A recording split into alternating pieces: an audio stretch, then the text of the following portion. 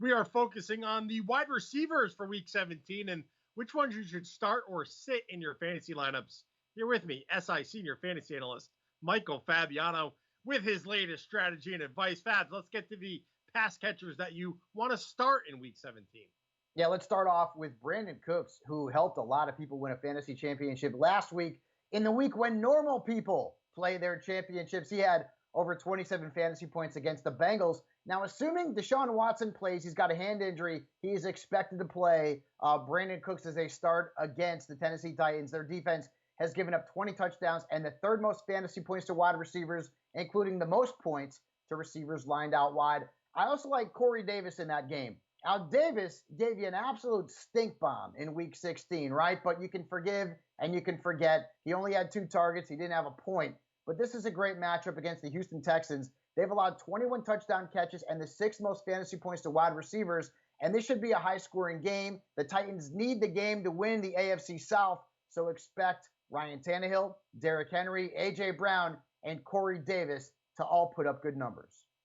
Also joining Davis and Cooks this week is Sterling Shepard and Antonio Brown. Both of them are on your start list for week 17. Let's get into the guys that are on your sit list. Which wide receivers should not be in lineups? And let's start off with Cooper Kupp. Now, he was placed on the COVID-19 list. We don't know at this point if he actually tested positive or if he was a close contact, which means he could still play this week. But if he does play, I'd probably sit him in fantasy leagues, and here's the reason why. The matchup is actually pretty good. The Cardinals have given up the 11th most points to slot receivers, but Jared Goff is injured right now. He had surgery on his hand, and he's questionable at best to play this week. In fact, I think he's going to be out, which means the Rams would turn to undrafted free agent John Wolford, who has as many pass attempts in the National Football League as Bill Enright and I.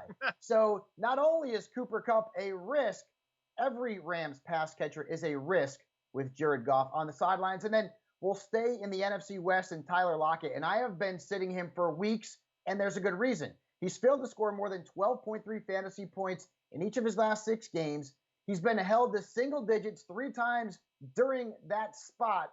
And also keep in mind, the Niners, while they haven't been great against slot receivers, they held Lockett to just 7.3 fantasy points back in week 8. So at best, Lockett is a risk-reward flex starter, and that's about it.